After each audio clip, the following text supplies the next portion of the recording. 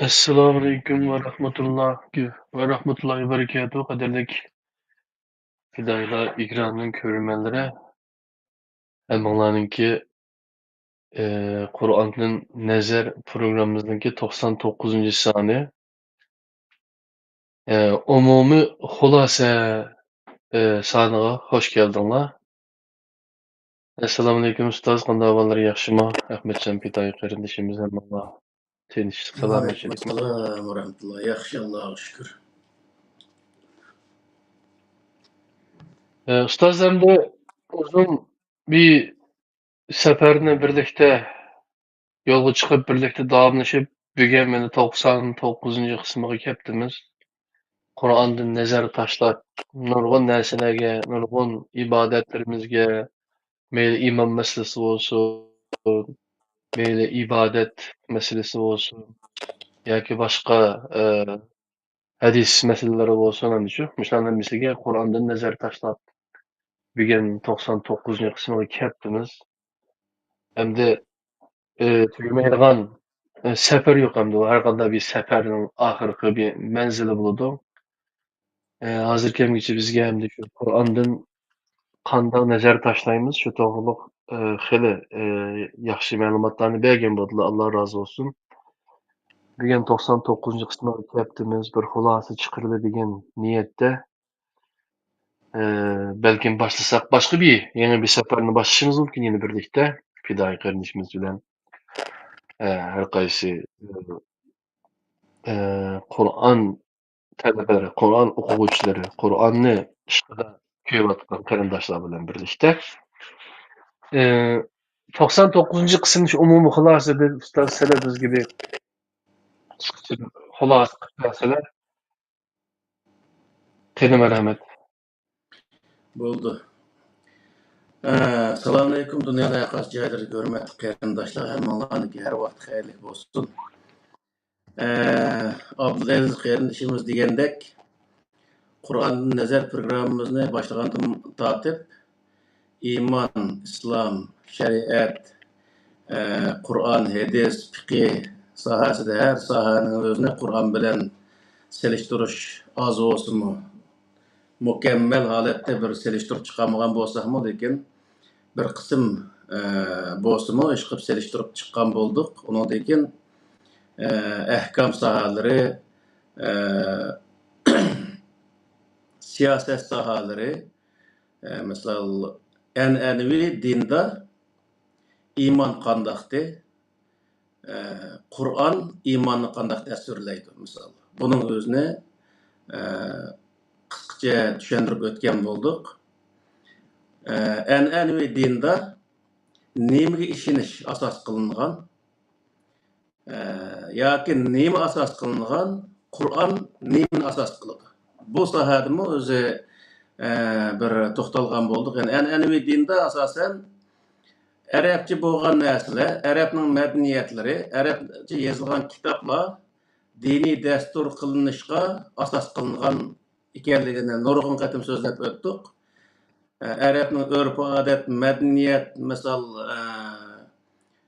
hikoya cho'chaklardan tortib hammasi islom dini bo'lib, bizga beshimizga balo bo'lib, shundoq o'zi kelganligini bir xulosalab o'tgan bo'ldik. Qur'oni Karim tamoman uning aksincha bo'lib, Qur'oni Karimda faqat o'zi bir millatniki madaniyati, urf-odati yoki hech qanday narsaniki din bo'lmaydiganligi.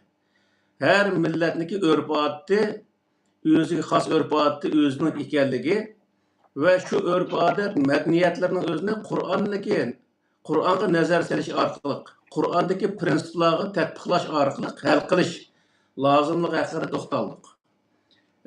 Yani mana aytgan vaqtda bir odamniki mo'min bo'lishi, musulmon bo'lishi uchun arab bo'lish shart emasligi. Arabning madaniyatini qabul qilish shart emasligi. Arabning til yezig'i har qanday narsani qabul qilishniki hech qanday hojatning yo'qligi.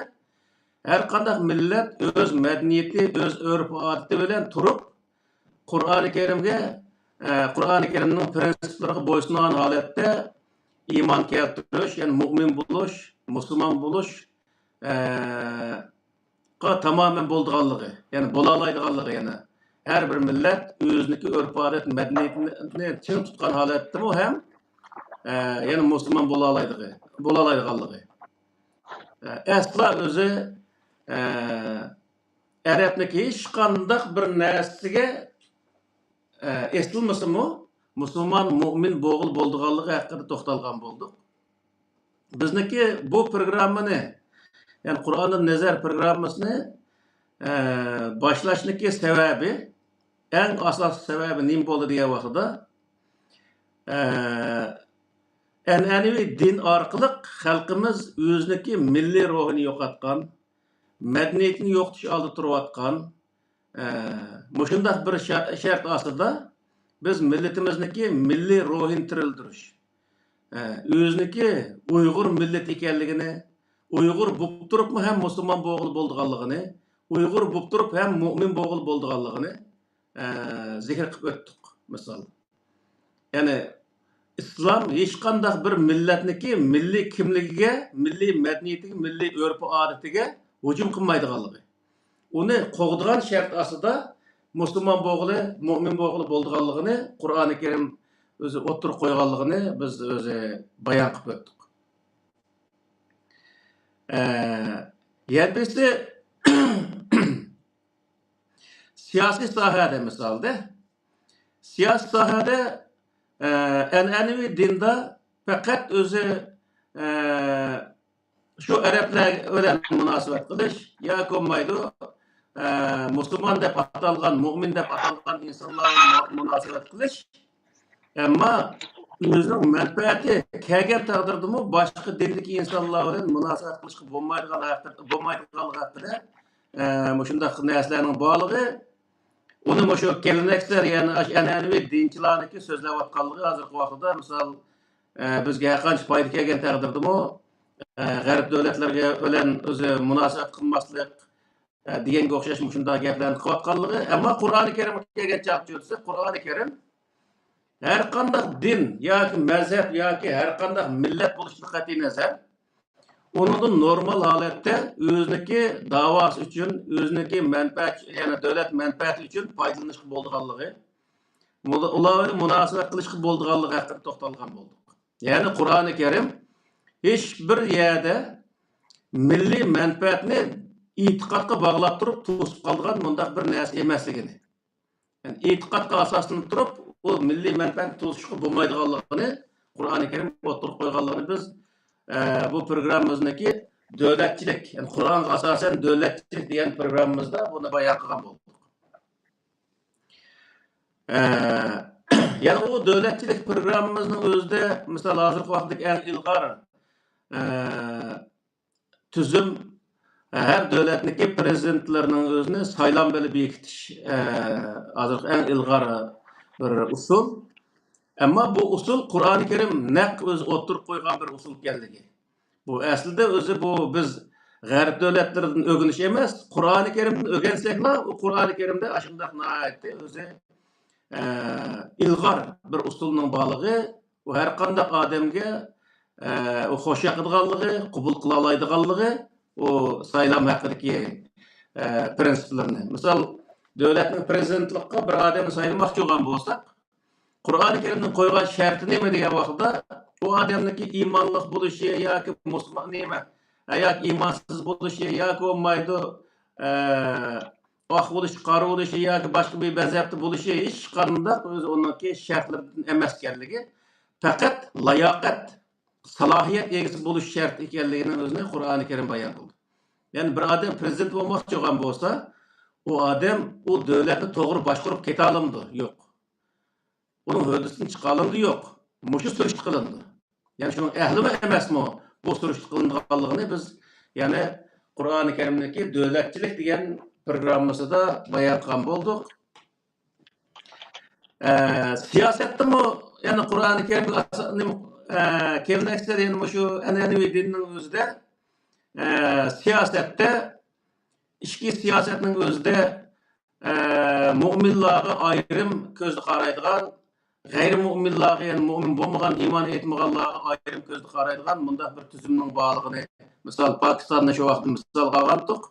Pakistan'ın özde Ehl-i Sünnet vel Cemaat olsa o adamdaki itikadı o halagan bir hizmetke uğruluşu alaydı. Misalda başka dinde ya Yahudi ya Nasara ya o mayda Ahmediye Müslüman cemaat diyen bir Esmet Xan'daki cemaat iken onu Esmet Xan desek emmeden bildi bizning Uyg'urlarning ichida. Mana shu cemaatniki odamlarga o'xshash boshqa bir mazhabdagi insonlar bo'lsa, uning o'ziga undaq yuqori martabadagi ishlarni bermaydi. Bu qancha shuni qila oladigan uning ahli bo'lsin. Ammo Qur'oni Karim degan vaqtda Qur'oni Karim bir odamniki, ya'ni bir davlatniki ichida shu davlatning fuqarosi bo'lgan har qanday millat yoki mazhab yoki dindagi insonlar bo'lishidan qat'iy nazar, uning mazhabini, millatini surish qilmasdan onunki şu işni, yani şu salahiyet, şu işni kılalaygan salahiyet var mı yok mu? Bunu sürüştü kıldıqanlığı. Siyasi cihette bütün özü devletniki puhrasıga her qanday dinde, her qanday mezhepte buluştuğunu qat'iyinizler hemisi beraber qarashdan ibaret bir siyaset yürgüzüşü lazımlığını Kur'an-ı Kerim bayan kıldıqanlığını biz dep öttük.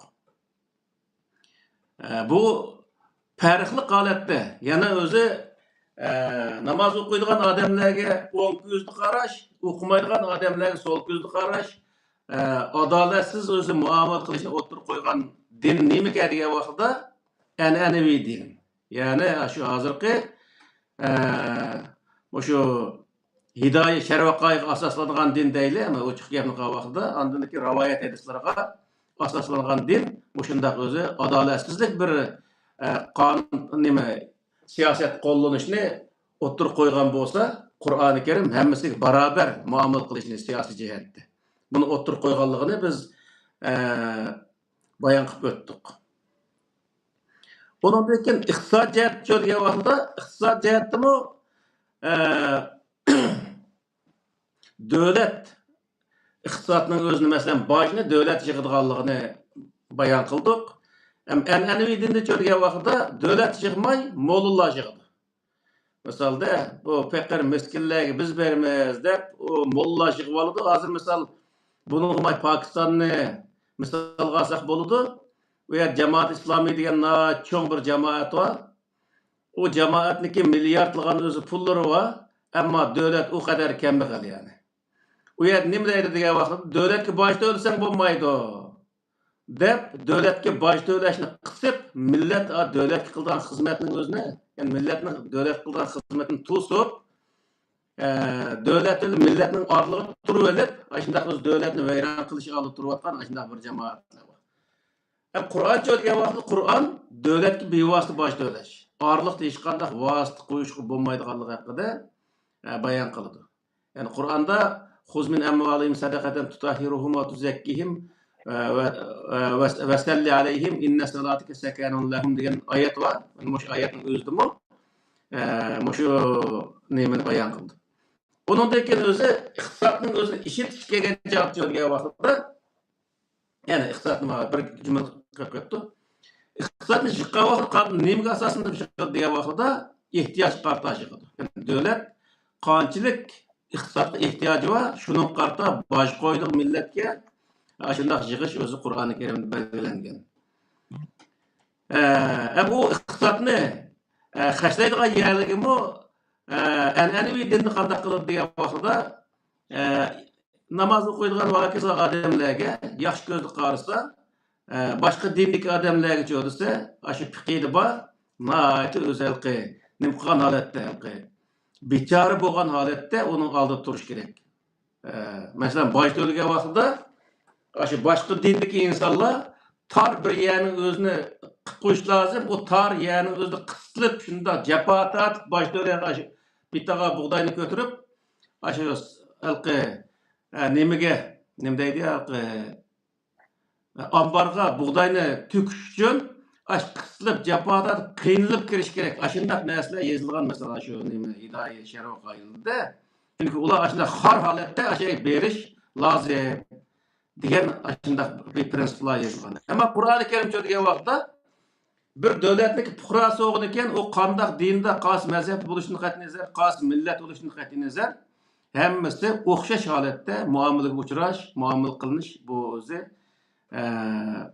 belgilengen o halkı başka dindikilerden cık alıdığan bajni Müslüman yoki iymon etgan ya namoz o'qiydigan odamlardan az oladigan mundaq bir prinsiplar Qur'oni Karimda aslo o'zi yo'l qo'yilmagan. Ya'ni adolat aslida hamma odamga loyiqida boj elish lozimligi belgilangan.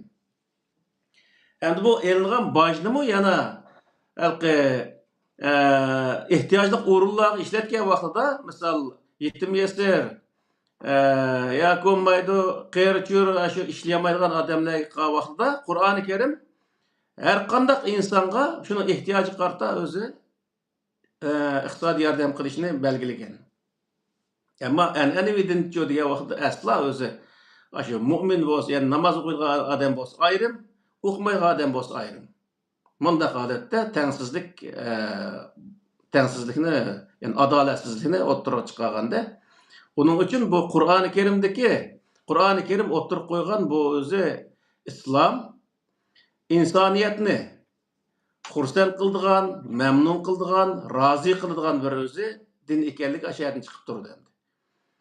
Endi biz munosabat sohasidami, yana ishki munosabat, tashqi munosabatlarning o'zini o'tirib qo'ygan vaqtida Qur'oni Karim ishki munosabatda boy degan o'xshash o'zi adolatni asos qilsa, tashqi munosabatda manfaatni asos qiladigan va asla o'zi meniki e'tiqodim bilan o'xshashga, ana e'tiqodi ashuna bilan munosabat o'rnatay, odamniki yoki davlatniki u davlat boshqa bir dindiki ularga men dushmanchi munosabat o'rnatay deydigan bundaq bir qoidaning Qur'onda yo'qligi.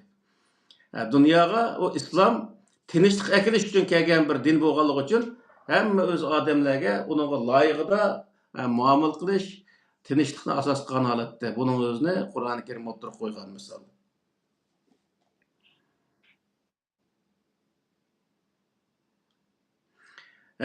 Yana islom nima?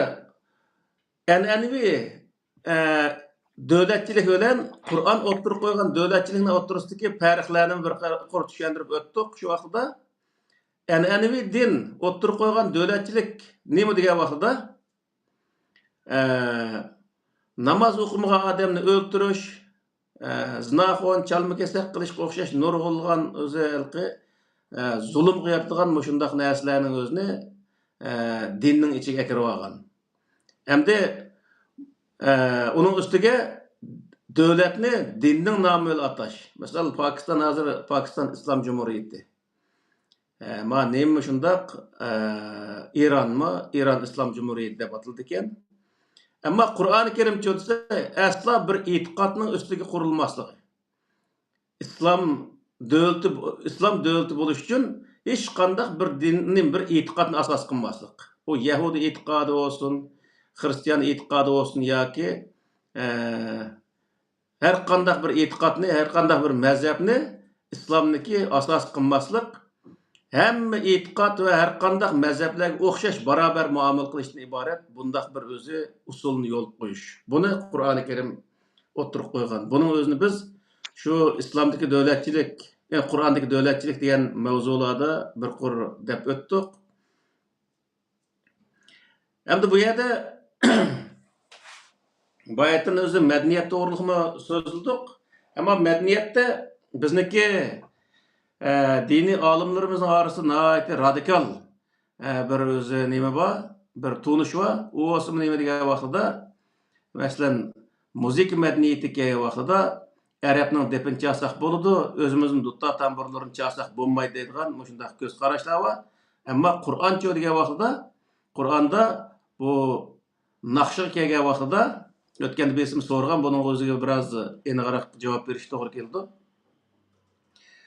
Naqsha qanday naqshni aytishga bo'ldi, qanday naqshni aytishga bo'lmaydi degan maslik kelgan vaqtida Qur'oni Karim cheklagan so'zlar, harakatlar bor, bundaq naqshlar bo'lsa aytishga bo'lmaydi. Misol, g'aybat qilishni Qur'oni Karim cheklagan, bo'xton chaplashni cheklagan, shahvoniy gap qilishni cheklagan. Misol, kishilarni yomon yo'lga yetaklaydigan gaplarni qilishni cheklagan. Ya'ni Qur'oni Karim cheklagan, yomon ishlarga targ'ib qiladigan gap so'zlarni cheklagan. Mana shu yomon ishlarga targ'ib qiladigan gap so'zlar bor naqshlarni aytish cheklandi Qur'oni Karimda. Onundan başqa milletning ittifoqligi, barobarligi, vatanning ozodligi haqida yoki bo'lmaydi, yaxshi axloq, ota-onaga yaxshilik qilish, bola-chaqani yaxshi o'qitish, ilm ma'rifatli bo'lishga o'xshash nurg'unlagan esil undaq naqshlarimiz bor bizniki. Bundaq o'zi naqshlarni aytish va uningga muzika chelish va uningga o'zi ayollar ayrim holatda turib o'zi usul o'ynash va hokazo ishlari Qur'oni Karim cheklanmaydi. Yani bir zalning ichida yana erlar va ayollar bir-birisiga aralashib, bir-birisini qo'llarini tutishib, bundaq usul o'ynashga bo'lmaydi. Ammo ayrim holatda zaten bizniki usullarimizda hozir milliy usullarimizda bir-birisini qo'lini tutishib turib, bundaq o'ynaydigan usullar asosan yo'q. Hamda lapar deydigan bir usullar var. O usullarda ancha-muncha shundaq ishlar bor. Undaq yerga yaxutun odam chiqib o'ynasa bo'ladi. Bo'lmasa, undaq yaxutun bo'lmagan odamlarning o'zi bir-birisini qo'lini tutishib, bundaq usul o'ynash bu to'g'ri bo'lmaydi. Ya'ni bu shahvoniy tarafga ketib qoladi. Ya'ni u yerda muzika asboblari kelgan vaqtidami Açınığa o'xshash yaxshi mazmundagi naqshlar bo'lsin aytishga va o'zimizniki duta tamburdan iborat bundaq muzik asboblarimizni chelishga bo'ladi. Uniki naqshi halol bo'lib, muzikasi harom bo'ladigan bundaq bir qoida yo'q. Yani naqshi to'g'ri bo'lsa, to'g'ri mazmun bo'lsa, u muzikasi hech qanday uninga to'salg'i bo'lmaydi, uning o'zining chasi bo'laveradi. Yani bu Abdurahim Hayitniki misol, bu nimaniki, Nurmat To'sininniki shundaq esil o'zi muzikalar va shunga o'xshash muzikalar bo'laverdi misol. Ammo shahvoniy sohadagi diskoteka deymiz, tansi deymiz, bundaq narsalar chelingan muzikalar bo'lsa, u yerda o'zi uniki mazmuni nachar bo'lsa, u yerda uni tinglash to'g'ri bo'lmaydi.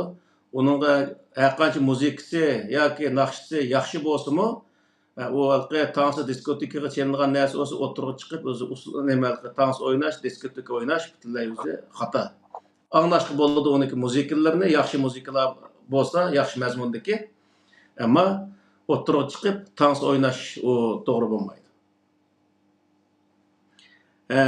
Undan keyin haykaltarashlik, rassomlik sohasidami bir savollar tushgan.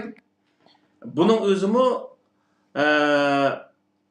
cevap verilgan aslida bu Qur'oni Karimda ibodat qilinish uchun yasalgan bo'lsa, u narsani qilishga bo'lmaydi. Ya'ni bir haykalni yasagan bo'lsa, ibodat qilish uchun yasagan bo'lsa, u vaqtda o gunoh bo'ladi, to'g'ri bo'lmaydi u narsa. Ammo birisiniki haykalni, masalan, Turkiyada Mustafa Kemalning haykallari bor misol. Vatanimizni ozod qilsak, qahramonlarning haykallarini masalan yasaymiz. Buni o'xshash aslimi uchun yasashga bo'ladi. Undan keyin o'zi suratlarmi shundaq, suratlar masalan, bo'libmi ayollarga qarab shundaq o'zini bak etib, shundaq surat tushirgan ishlar bor. Bundaq narsalar mayli surat tushsin yoki surat tushmasin, undaq bak echilib yurishga to'g'ri bo'lmaydi. Ondan keyin undaq surat tushish o'zi to'g'ri bo'lmaydi. Ammo normal holatda kiyim-kechaklar normal yapadigan, ya'ni yeb qilgan bo'lsa, u surat tushsa hech qanday bo'lmaydi. Chunki u ibodat qilinish uchun tushgan surat bo'lmagandan keyin u bo'laverdi. Xotir uchun tushsa bo'ladi yoki ehtiyoj uchun, misol pasportniki suratlar deymiz. yoki bo'lmaydi bir diplomga o'xshash narsalarning suratlari deymiz. Bundaq suratlarga tushsa, u bo'laverdi. Faqat bu yerda cheklanadigan narsa nima desa, shahvoniy bo'lmasligi lozim. Ya'ni insonlarniki axloqiga ta'sir ko'rsatadigan, niyatlarni buzishga ta'sir ko'rsatadigan bundaq o'z narsalar bo'lsa, bu vaqtda to'g'ri bo'lmaydi.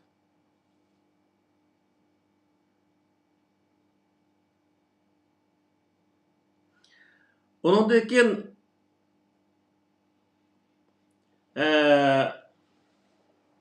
an'anaviy islomdagi, ya'ni burun tortib biz qilib kelgan islomdagi shariat bilan Qur'onga asoslangan holatdagi shariatni ham so'zlab o'tdik. Bu an'anaviy shariat nima degan vaqtda Abbosiylar sulolasi zamonasida yozilgan Sharvaqoy hidoyatdan iborat.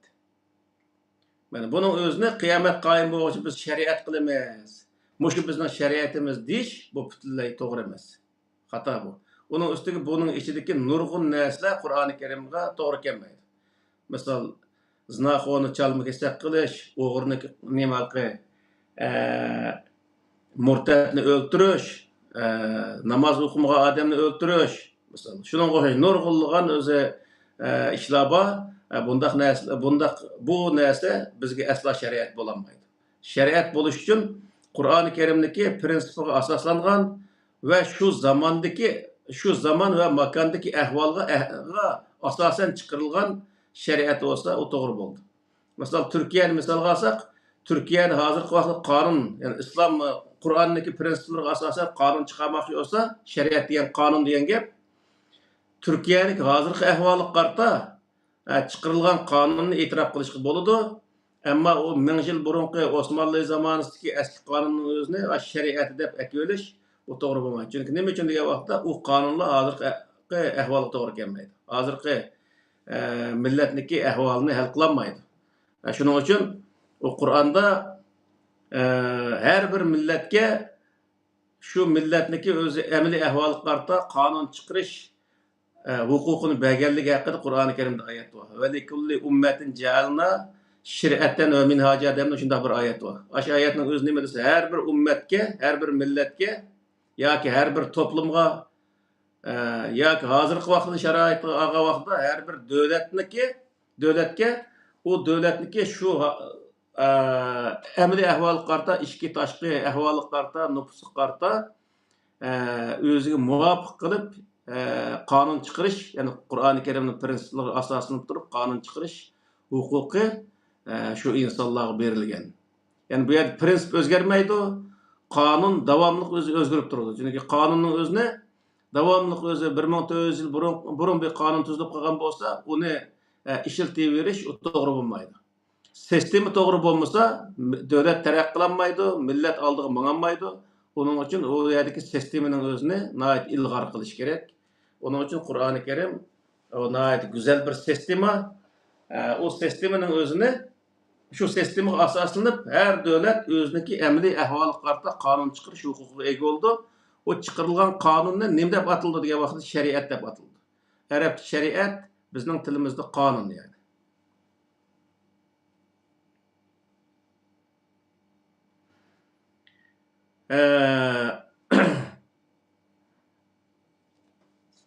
An'anaviy ahkamlar bilan Qur'oni Karimga asoslangan ahkamlar o'tirisida to'xtaldik shu nimada. An'anaviy ahkamlar degan nima degan vaqtda boyaqi deganga o'xshash. Sharvaqoy hidoyatniki ahkamlari, shuningdek ahkamlar hammasi an'anaviy ahkamlar. Uni qiyomat qoyim bo'lishlik, uni qonun qilib ishlatma deyish xato. Qur'onga asosan ahkamlar degan vaqt Qur'oni Karimdagi prinsiplariga asosan qonun chiqarib, u qonunga asosan jamiyat bo'layotgan jinoiy ishlarga hukm chiqarish bu o'zi to'g'ri bir o'zi hukm chiqarish bo'ladi. Uning o'zini davomli ko'ni narsalarning o'zini so'rab yurish bo'lmaydi.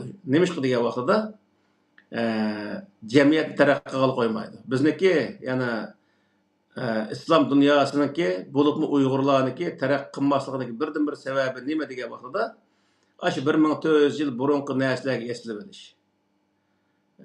U yer prinsipga eslgan bo'lsakmi, u narsani tashlab qo'yib, yangidan ashunday narsalarni ijod qilib yashagan bo'lsak, biz o'z taraqqiy qilgan gap. Taraqqiy qilmasligimizga birdan-bir sabab bo'lgan narsalarniki shu ekanligini ashuni bilib olamiz.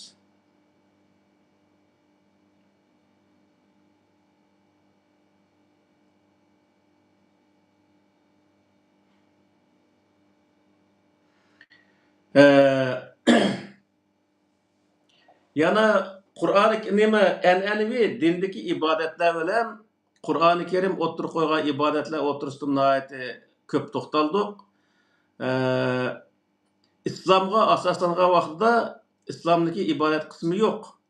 Iymonniki ibodat qismi bor. Iymon etgan odam o namoz o'qishi, ro'za tutishi farz bo'ladi. Yani ro'za tutishi farz bo'ladi, namoz o'qishi u odamga nihoyat yaxshi bo'lgan bo'ladi, u tutsa, nima o'qisa nihoyat yaxshi bo'ladi. Endi bu nima islomchi degan vaqtda islom adolatni asos qilish orqali barobarlikni tiklash uchun nima tuzilgan bir sistem bo'lg'achqa uning ichida e'tiqod bo'lmaydi. Shuning uchun bu yerda biz shu islom, iymon degan mavzular to'xtalgan vaqtda iymon u e'tiqodga munosabatli ish. Uning uchun u iymon etgan odam namoz o'qiydi, ro'za tutadi. Endi islomni qabul qilgan odamni ko'rsa, u odamning u namoz o'qishi kelmaydi, va lekin islomdagi prinsiplari o'g'irlik qilmaslik, zina qilmaslik, aroq ichmaslik, odam o'ldirmaslik degan o'xshash o'zi birsiga zulm qilmaslik, o'zaro bir-birini hurmatlab o'tish degan o'xshash shu Qur'ondagi islomning prinsiplariga bo'ysunish u odamga shart bo'ldi. Ya'ni Qur'oni Karimdagi qilish qilmaslik haqidagi belgilemelerindeki hemmesi degidek İslam'daki belgelemeleri. İslam insaniyet cemiyetinin özüne tiniş, adil bir cemiyet kurup çıkış için tüzelgen bir kanun, bir prensip boğaşka, bir tüzüm boğaşka. Onu da insanlar cemiyetiga münasebetlik yaşındaki özü. İnsanlarınki ya ki cemiyeti ya ki her bir insanın hususi işleri karta oturup koyulgan prensipler var. Misal g'iybat qilishning o'zimi har insonniki xususiy o'zi nemisi qo'yilgan shunga o'xshash bir odamni haqorat qilmaslik, ya'ni bu deganlik nima degan vaqtda insonlar o'zaro bir-biriniki huquqiga hurmat qilishni asos qiladi. Aslo o'zalqi bir odam yana bir odamga e'tiqod sabablik hücum qilish, haqorat qilish Qur'oni Karimda qattiq cheklandi. Shuning uchun bu yerda bir odam iymon etib qo'yish bilan u alohida odam bo'lib ketmaydi. U odamning o'zi insonlikni o'ttirib qo'yilgan vaqtda u o'ziniki haqiqiy inson bo'lganligini o'zi namoyon qilgan bo'ldi. Bo'lmasa bir odam iymon etib qo'yib lekin boshqa iymon etmagan insonlarga haqorat qilish, uning o'zini ko'zga ilmaslik, onu düşman hisoblash bu tamamen o'zi islom cheklagan bir narsa. Yani birisi iymon sabablik düşman paydo qilish Qur'oni Karimda qattiq cheklangan. Bir odam iymon etgan bo'lsa, iymon etmagan yoki boshqa bir dinni, boshqa bir e'tiqoddagi insonlarning o'zini düşman qilib olish o'ziga bu Qur'oni Karim qattiq cheklagan bir narsa. Bu yerda o ishlar nihoyat bizda bek eg'ir, bizda shu boshqa dindikilar olsun, boshqa mazhabdikilar olsun, yoki bo'lmaydi sal-pal e'tiqod o'xshamaydigan odamlar olsun, o'ziga dushman hisoblaydigan, uni dushmanlarcha muomala qiladigan, uningdan keyin masalan Yevropada ko'rganlarimizni nima qilsak, bular degan boshqa dindagi xristianlar bular. Bularniki nemisini olsak, bizga o'zi halol bo'ldi. Ash Qur'onda Yahudlarniki ayndaq bir e'tiqodini deydi. Biz o'zi bularniki qandaq narsani olsak, bizga bo'laverdi degan bir e'tiqod bor Yahudlarniki. Ash e'tiqod bo'yicha bu yerdagi insonlarniki naskerakni qaqti-soqti qiladigan shundaq ishlar Norvegiyada misol bo'lgan. Bir qism Uyg'urlar shundaq qilganlar bordi. Shuning uchun bu iymon sabablik bir odamniki narsaga hujum qilish, bir odamni o'zi tuvan ko'rish, bir odamni dushman tutish u qat'iy bo'lmaydi. Iymon insonlarning orasida dushmanlashishga sabab bo'lmaydi. Chunki nima uchun degan vaqtda iymon deganni Alloh bilan shu insonning o'rtasidagi ish. U Alloh bilan insonning o'rtasidagi ishni inson bilan insonning o'rtasidagi ishga aylantirish orqali dushmanlik paydo qilish bu Qur'oni Karim qattiq cheklagan bir ish. Bu bir jinoyat yani.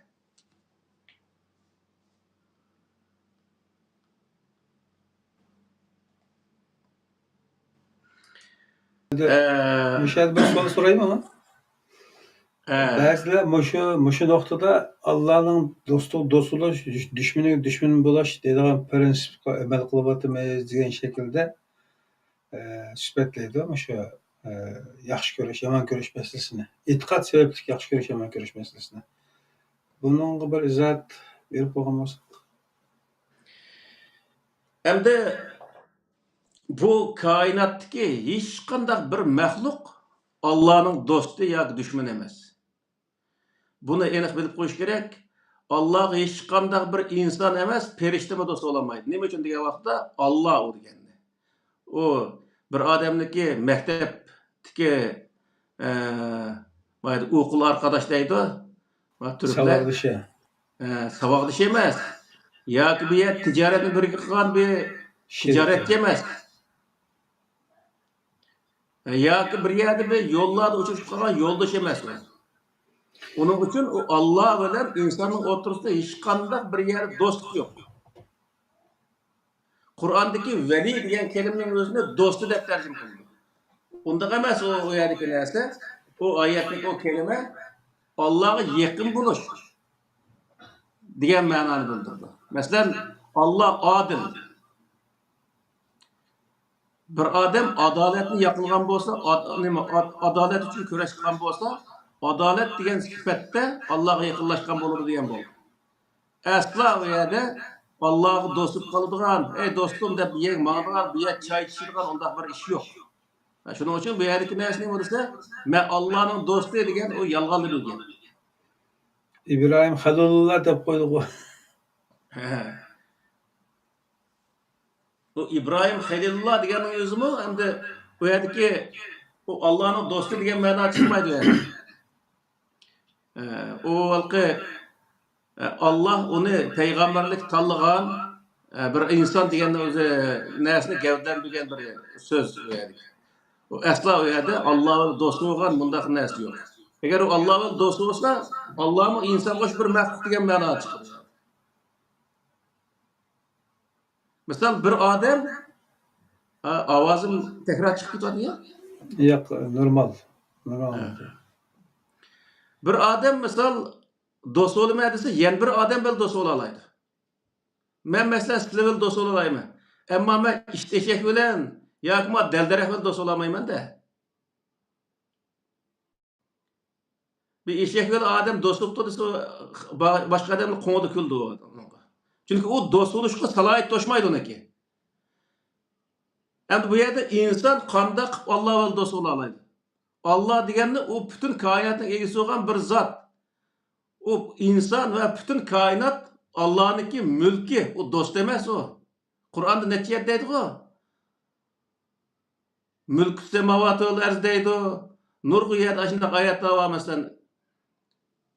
Bu nima degan vaqtda bir odamning mulki bo'lgan, ya'ni bir zotniki mulki bo'lgan narsa uning do'sti bo'lolmaydi. Yani onunki do'st bo'lish uchun biz shu qul degan kelimaga bir ma'no aytgan vaqtimiz bordi. İzah verildi. Allohning quli degan kelgan vaqtda shu nurg'u yerda va ma xalaqtul jinni val insa illa liya'budun degan oyatning o'zini inson bilan jinni menga qulchilik qilish uchun yaratdim dedi Alloh taolo deb tarjima qildi nurg'un mollalar. Allah qulchilik qilganga hech qanday uning salohiyat to'shmaydi. O'zini undaq cho'ng tutishga hojat yo'q. Chunki qul bo'lish uchun uning bilan teng o'rinda iqtidor jihatda, hamma jihatdan uning teng holatda bo'lish lozim. Shu vaqtda uni bir yerni setib olgan bo'lsa qul bo'ldi. Misol bir odam yana bir odam setib olsa, setilganlik qul bo'ldi. Endi men berib bir eshakni setib olsam, u eshakni hech kim mening qulim deb atmaydi. Uniki meli deb ataydi uni. Shuning uchun bu yerdagi narsa nima degan vaqtda biz Allohning teng iqtidordagi bir maxluq emas. Unda bo'lgandan keyin Alloh bilan do'st bo'ldi degan gapning o'zi bu butunlay yolg'on. Qur'onda hech qanday bir payg'ambarlik Alloh bilan do'st bo'lganlik haqida hech qanday bir narsa yo'q. An'anedeki düşüncelerimizde ifadelengen yoki maqsad muddao qilingan fazilat yoki kafaret şekildeki ibadetlerle alakadar olsun yoki akide düşüncelerdeki mezmunlarga qarasak Allah'ın sifat zatıga xuddi bir inson tasavvur bilan muomala qilgandek bir zot bor-da. Elbette. Ha. Hazır mesela Allah'ın dostu, Allah'ın düşmanı degan so'zning o'zi bu Allah'a qilingan bir haqorat yok. Allah'ın düşmanı degan kelime kelgan taqdirdami, u Allah'niki diniga dushmanlik qilgan odamlar degan ma'nodagi narsa. Allah'ın diniga buzg'unchilik qilgan insonlarni ko'rsatadi. Bu Allah'ın düşmanı, Allah'a o'q atgan, Allah'a urushgan bir insonni ko'rsatmaydi. O düşman bo'lishdir, uning o'zi urush qila oladigan, uning qarshi bir harakat qila oladigan bo'lish kerak. Ammo u Allohga hech qanday bir maxluq qarshi harakat qila olmaydi, uning uchun u dushmanlik salohiyatiga qo'shmaydi deydi.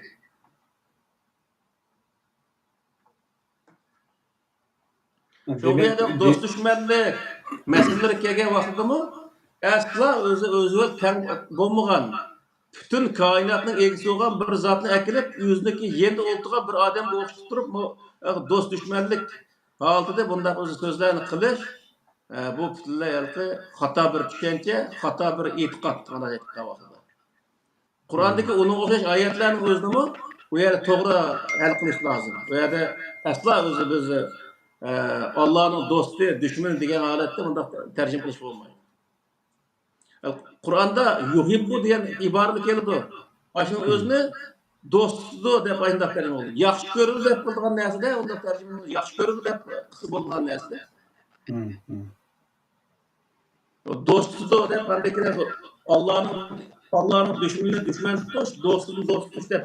Allah'ın dostu kim şu anda? Düşmanı kim hem şu anda? Allah düşman bo'ldi, do'st bo'ldi bir narsa bormi? Yo'q. Çünkü kulu Allah'a deydi o. Ve lem yekul lehu kufuven ehad degan ayet var. Allah beraber hiç qanday bir narsa yo'q deydi. Allah o'z teng o'rintig'idagi hech qanday bir narsa yo'q. Allah o'z teng o'rintig'idagi hech qanday bir narsaning yo'qligi Allohga do'st, dushman bo'lgan hech qanday narsa yo'q. Bu deganlik nima desa, butun koinotdagi malaikalar hammasi Allohning mulki degan gap. Ayda degan vaqtida men Allohning do'sti, sen Allohning dushmani deb qilishga foydasi bor-ku, shuning uchun deb o'ylandim. Albatta. Ashunga bir qarashlar bor. Allohning dushmani, bu xalqi aslida burunqi shu islomdan burunqi arabniki an'anaviy dinlarda Allohning do'sti, Allohning dushmani degan gapni jiqishtirdi. Chunki zaten shu ilahi dinning sirtidagi dinlarda u Allohning shu o'rnini tushirib, yerga ketayotgan bir odam, tomoq yeyib birga tomoq yeydigan, o'tib birga o'tiradigan, qo'shib birga qoladigan bir shakldagi bir narsani tasvirlagandek aytib tasvirladik. Ammo Qur'onda degan vaqtda, Qur'onda Allohni tasvirlagan vaqtda Allohu la ilaha illa huval hayyul qayyum deb tasvirlaydi, qul huvallohu hatta yana tasvirlaydi. Ashuni hammasi nima degan vaqtda, ya'ni u Alloh barobar kelgidek hech qanday bir zotning bo'lmasligi, u Allohga do'st, dushman bo'lgandek bir narsaning yo'qligini ifodalaydigan gap. Bundan biz bilib olamizki, Allohga men do'st bo'ldim, men dushman bo'ldim, yo men Allohning do'sti degan odam yolg'onchi, kazzob degan gap. Texmini qilib ketdim. He? Mao texmini qilib ketdi deyman. Qur'onda Allohu veliyyullazina amanu yukhrijunahum minaz zulumat ila nur degan oyatlar bor. Aşağıda Allah mu'minlarniki o'zi do'sti deb unda tushundigan insonlarmi? U unda emas. U yer yukhrijunahum minaz zulumat ila nur degan oyatniki oyat tarjim qilgan vaqtda ma'no ifodalandi. Ya'ni insonlar qorong'ulikdan yorug'likka chiqqan vaqtda Allohga yaqinlashganligini bildirdi degan gap. Yani bir adam to'g'ri yo'lda mangsa, u vaqtda nima bo'ldi desa, to'g'ri yo'lda menishda Alloh bilan Allohga yaqinlashgan bo'ldi degan bo'ldi. Chunki nima qilgan Alloh nima Qur'onda inna robbi ala siratil mustaqim degan oyatlar bor-ku. Mening Rabbim to'g'ri yo'lning ustida degan oyat bor-ku. Demakki, u yerda to'g'ri yo'lda menishda, ya'ni Alloh ko'rsatgan yo'lda menishda Allohga yaqinlashganligini, boy degan o'xshash Masalan, Allah g'afur degan bo'lsak, Allah kechirguvchi degan bo'lsak, bir odam masalan, nihoyatda o'zi keng qo'saq, atrofidagi odamlarga o'zlariga o'ch adovat tutmay kechiradigan shunday odam bo'lsa, kechirimchanlikda Allohga yaqinlashganligini bildirdi. Ya'ni sifat jihati degan gap. O jismoniy jihatda hech qanday Allohga yaqinlashadigan, assalomu alaykum va tishdingmi, choy ichamiz deydigan bunday do'st bo'lgan bunday bir zot emas u.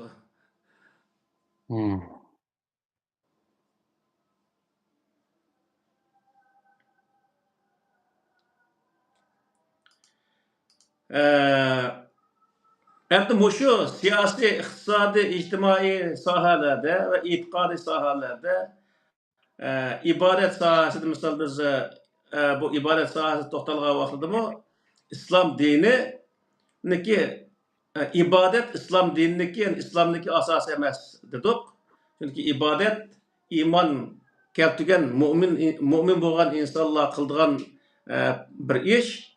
İslamdaki asas nima degan vaqt adolat, uniki o'zi chirig'i nima, uni insonlarni yetaklaydigan narsa nima degan vaqtda ilm. Ya'ni ilmni asos qilgan, adolatni asos qilgan bir din, ya'ni islom dini. Aslo ibodatni asos qilgan bir din emas ekanligini o'zini nim qildik. Uning uchun o'zi dunyoga qarasak hozir ilmga ahamiyat bergan millatlar qanday yashaydi, ibodatga ahamiyat bergan millatlar qanday yashaydi. Muşunun qarab lekin qasının asas bo'lganligini aşından bilib olalaymiz. Mesela Peygamber Aleyhisselam zamanında va burungi payg'ambarlarniki zamonlaridami biz shu masjid haqida to'xtalgan vaqtida dedik uni. Hech bir payg'ambar ikki tal masjid salgan emas. Agar saldi degan bo'lsa, bir tarixda qas payg'ambar ikki tal masjid sepdi, shuning o'zini tepbaqsi bo'ldi. Hech qanday bir payg'ambar ibodatga ahamiyat bergan, ibodatni asos qilgan emas. Ibodatni asos qilgan emas deganda ibodatni o'yda qilgan narsa. Ya'ni hamma odamniki masjidga berib ibodat qilishiga hech qanday hojat yo'q. Faqat juma kunisi chaqirgan vaqtida, jumaga chaqirilgan vaqtda shu jamiga berib yoki jamoat nima to'plashgan o'rinlarga berib va'z nasihatni tinglab namozni o'qib qaytib kelsa bo'ldi. Qolgan vaqtning hammasida uyda o'quvasi bo'laverdi, ya ish yerda namozni o'quvasi bo'laverdi. Uning hech qanday jamoatga berishga hojat yo'q mana shu vaqtida. Uning uchun u Qur'oni Karimda hamma yerga masjidlarni ma'lum do'qmush masjidlar degan qatorda hech qanday bir oyat hukm yo'q. Uning uchun payg'ambarlar tarixda masjidga ahamiyat bermasdan bilimga, adolatga ahamiyat bergan. Chunki islomniki asosi bu bo'lgandikan. Yeryüzünün her qanday bilimni Qur'oni Karim har qanday narsaning oldiq qo'ygan. Ya'ni birinchi o'rin qo'ygan. Masalan, iymonning oldiga, ya'ni Allohning tuni shu hokazoning oldiga o'qish, ya'ni bilimni qo'yganda, o'qib, bilib uningdan iymon etish. Buning o'zini Qur'oni Karim bo'ladi. Bilmay turib aytgan iymonning hech qanday foydasi bo'lmaydi. Mana bizniki hozir 199% deyapsak nima? Xalqimiz o iymon, islomdagi hech qanday narsadan tuzuq xabari yo'q. Ay namozni o'qiydi, o namozni nima uchun o'qiyotganligini bilmaydi. Ro'zada o nima uchun tutayotganligini bilmaydi.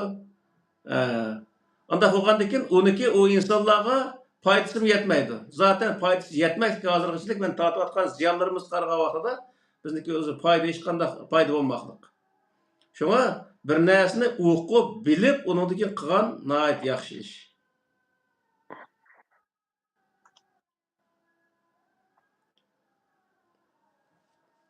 Bir narsa demoqchi bo'lganlar.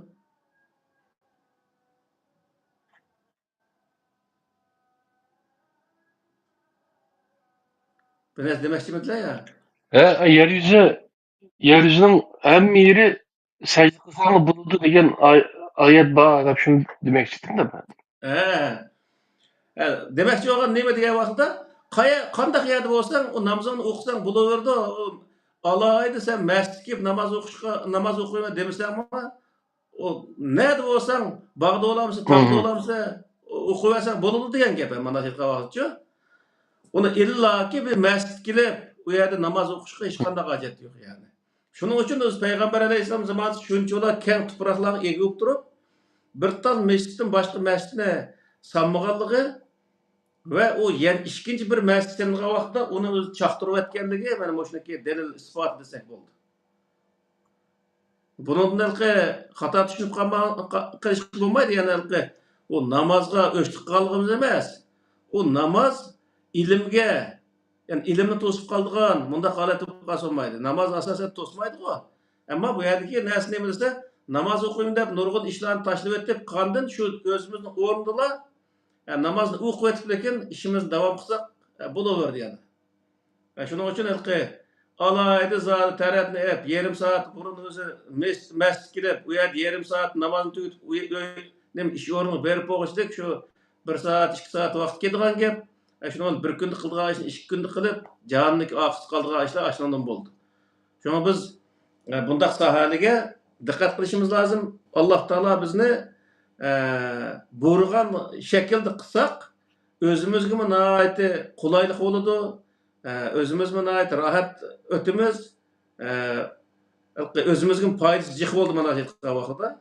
Ammo undan chiqib ketgandan keyin o'zimiz ziyon tortimiz, zaten hozir ziyon tortib shu kun keldik. Shunday ketaversak, bu nihoyat og'ir bir ziyon hisoblandi misol.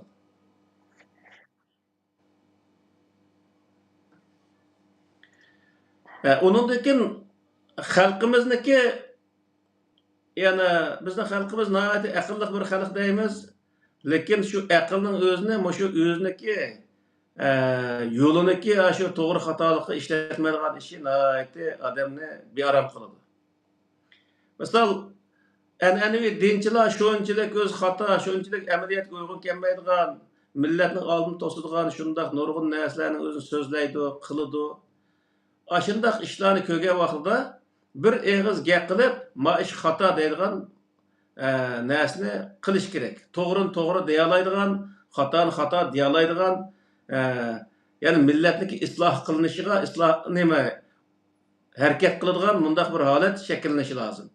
Biz masalan shu Yevropaning tarixini o'qigan vaqtida Yevropa shu 1250-yillardan boshlab islohot davriga qarab harakat qilganki, ilm fanni ancha-muncha aqtirib qilganki, undan keyin 1300-1400-yillardan boshlab maxsus islohotga yurish qilgan 1600-yillarning oxiriga kelgancha tamoman islohotni tugagan ekan misol.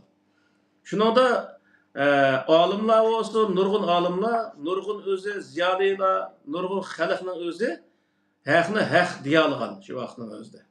Ya'ni to'g'ri to'g'ri, xatoni xato deb o'tirg'i chiqish, xatoga yo'l qo'ymaslik bu nihoyat muhim bir masala. Bu yerda men desam jamoatni arilib qolamanmi? Men desam o'zi meni qag'otammi, kofir deb o'tammi, murtad, murji deb o'tammi, deyishga hech qanday hojat yo'q. Chunki demaganlik uchun ular haddan eshib, shunda boshqalarni haqorat qilaverdi. Agar ashunga to'g'risi to'g'ri, xatosi desa, nima deysa, men xato deya olsa, o odamning og'zini yumadi misol. Shuning uchun har qanday bir inson, mayli ziyoli bo'lsin, mayli o'z dinni solik insonlar bo'lsin, to'g'riga yo'l qo'yish, xatoga o'zi raddiya berish, xatoga yo'l qo'ymaslik millatimizda bo'lishi lozim. Shu narsa o'zi avjaga vaqtida millat umumyuzlik to'g'rini himoya qiladigan, xato qarshi turgan bir ideologiya shakllandi. Biz shu Qur'on nazar programmasini qilishniki asas sebebimi shu, ya'ni bir sebebi shu. Millatimizda birinchidan milliy ruh o'lgan. Biz shu milliy ruh tirilsin, Uyg'ur bo'lib yashasin, Uyg'ur o'z manfaati uchun kurash qila oladigan bo'lsin, Uyg'ur men deb turib o'tirib chiqa oladigan bo'lsin. Asla Arabniki pishiga kirib oladigan, Arabni iloh tutadigan bundaq ishlarni qilmasin va undan qutulsin degan maqsadda bu o'zi Qur'on nazar programmasining o'zini qildik. Hozir 99-qismiga keldik. Millatning bizniki o'tindig'ini shu. Ya'ni jasoratli bo'lish kerak. Bu bo'libmi vatanning sirtida Yevropa, Amerika turayotgan, Turkiyada turayotgan xalqimiz bundaq ishlarga jasorat qila oladi. Bu yerda hokimiyat va to'g'rini to'g'ri, xatoni xato desa, bir hokimiyat uning o'zini sen nima ishqa xato deding deb so'rab qo'ymaydi. Shuning uchun bu yerda xatoga yo'l qo'ymaslik lozim. To'g'rining o'zini to'g'ri deb bilish va to'g'rining orqasidan menish lozim.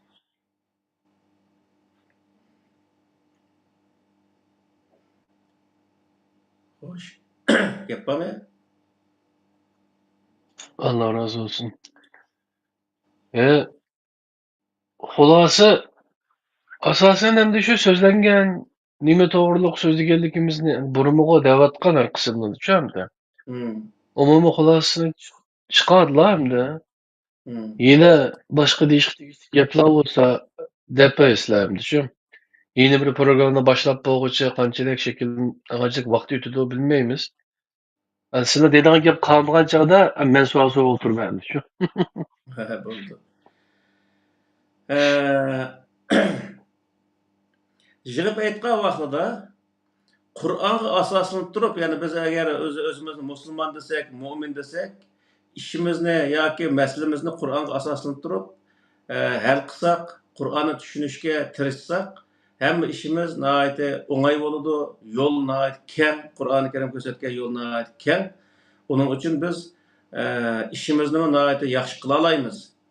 Agar biz o Qur'onni bir yerga xoslashtirib, bir zamon xoslashtirib, 1400 yil burungi bir zamondagi ishlarga o'zimizni tatbiqlash orqali harakat qilamiz desak, o dunyoning o'zida aslo biz taraqqiy qilolmaymiz, aslo oldimizga borolmaymiz. Mana aytgan vaqtida o butunlay oldimizga to'saq bo'lib qoladi. Hozirgi vaqtda misol Turkiyani misolga olsak, Turkiyada shu hukumat maktabiga vaqtidami o'sha yerdagi nima maktab deydi? Nimeni? Din aralashgan maktabi var bularning nima deydi? İmam Hatip deydi. İmam Hatip. İmam Hatipga bizning Uyg'urlar bo'libmi, shu bolalarni bas İmam Hatipga berdik. Onun boshqa maktablarga unchalar bermagan o'xshaydi, berdiganlar bor balkim.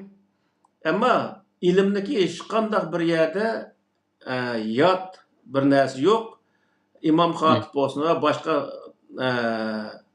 maktablar bo'lsin, biz ilimni har qanday sohada, har qanday maktabdan elishimiz lozim. Ammo asla bolalarimizning o'zini madrasaga berib, madrasada qeritib atmasligimiz, madrasada uning o'zini an'ana chiqib qo'ymasligimiz lozim. Bolalarimizning o'zini hozirgi zamondagi zamonaviy ilmlar bilan tarbiyalashimiz lozim. Yetim yastirlarga yordam bergan vaqtidami shunga o'xshash maktabda o'qiganmagan, ya'ni hukumat maktabida o'qiganmagan bolalarga yordam bergan ishning o'zini yaxshi qilishimiz lozim. Agar millatning safosini ko'taramiz, millatimizni qutqizamiz desak. Chunki millatning qutilishi birinchi bo'lib ma'rifatga yuzlanish bilan qutiladi. Ma'rif yuzlanmay turib, Qur'on o'qib o'tirish bilan aslo qutilmaydi. Qutilgan bo'lsak biz 1000 yildan birisi qutilgan bo'lardik. Mana şöyle o İmam Hatip'e belgeldi mi? AK Parti çıkkandan keyin 7-8 yıl oldu İmam Hatip deb ayrım eşilgiliçi. Belgeldi nima üçün biri desizlarmi? İmam Hatip'e bersek balalarımız buzulup ketmeydi. Depçi. Düz dese deb qo'ydi, endi biz İmam Hatip bo'lmaganlarcha. Bunga bersek balamız buzulup ketdi, imonsiz bo'lib qoladi, yoki masalan qiziqlar aralash o'qib başka bir ilim bağıp çıkıdı değilinde aşında bir korkunç varmış ya. Şuna. İmam Hatip Kızılgullar ayrım okumda? Kızılgullar ayrım okuydu o deyim ha. O aşının özümü çok bir hatalıkçı. Kızılgullarning ayrım okuşu hata bir iş. Çünkü o Kızılgullar ayrım okugandan keyin Andakin o Kızılgullar bir zamanlar bir yerga bir yer toplashish vakiza ishlar bo'lib qolsa, bir vesitni eyiqib, ichidagi ham deyolmaydigan mandaq holatda cho'ng bo'ldi. Uningga ko'ra Kızılgullar shu bir sinfda o'qib ayndaq cho'ng bo'lsa, u yerda orliqda mandaq bir so'rin qo'yib qolsa-mu, gap qilish kelsa-mu, odat normal holatda gap qila oladigan, eyiqib bir yer tugilib olmaydigan mandaq holat shakllandi. Andakin Buzulsa-mı, nəhayət eğri buzulub ketdi. Bizdə bir gap var o. Mantık ömgən qələndə dün düşüb qasqanğa degan bir gap var. Xuddi shuningga o'xshash, u arılıb yaşayvergan odamlar bir kun buzilgan vaqtda dumla tushidi. Shuning bilan keyin uni hech qanday tutib olg'im bo'lmaydi. Undan ko'ra hammani Alloh taolo Qur'oni Karimda ayol qilib insonning o'zini juq yaratgan bo'lgandan keyin u birisini ko'rib cho'ng bo'lsa, u normal cho'ng bo'ldi. Ko'rmay birla ko'rgandan keyin andaki u tugishilgan gap. O muomala san'atidami? Londondan bo'ldi. Ashuna o'sha o'g'illar o'qiydigan yerni qilib, keyin o'g'illar, qizlar birga o'qiydigan nima ish qilsa, o'g'illar birga o'qib qoladigan 7-8 soat o'qib o'rgan kunligi. Uning ichida andaki ba'zi kapsizlar bor. Andaki ba'zan bachvozliklar qilma. Ashuna ishni qilgan gap bu yerda. Balla anda buzib ketgan gap.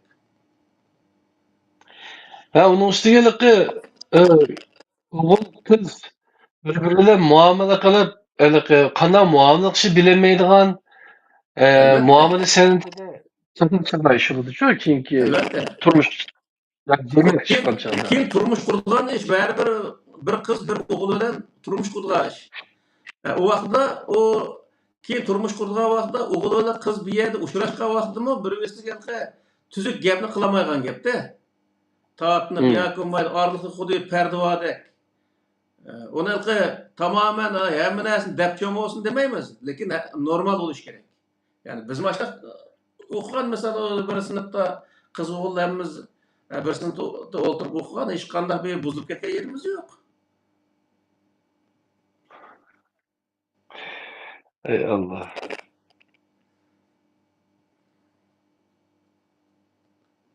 Xo'sh. Şimdi başka şu Hristiyanların ama mektepleri var mı? Kızlar mektebi o'xshash şu.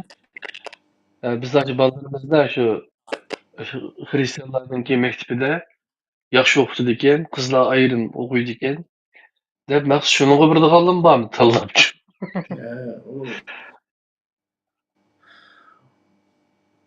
Qur'onda yapadigan yerni yapsa, ondan keyin o'z qiz o'g'illar aralash oltisi bo'laverdi masalan. O'rindiqda qizlar, o'rindiqda o'g'illar oltisi bo'laverdi. O yapadigan yerni echib, ondan qizlar ayrim, o'g'illar ayrim oltisimi, u vaqtda yana shu axloqsizlik paydo bo'ldi. Ondan ko'ra o'g'illar, qizlar aralash bo'lgan vaqtda o yapadigan yerni yepib cho'ng oldi bolalar. Shuni olib normal holatda cho'ng olgan gap. O'zini kontrol qila oladigan bundan shu. Albatta. O bek muhim ishki.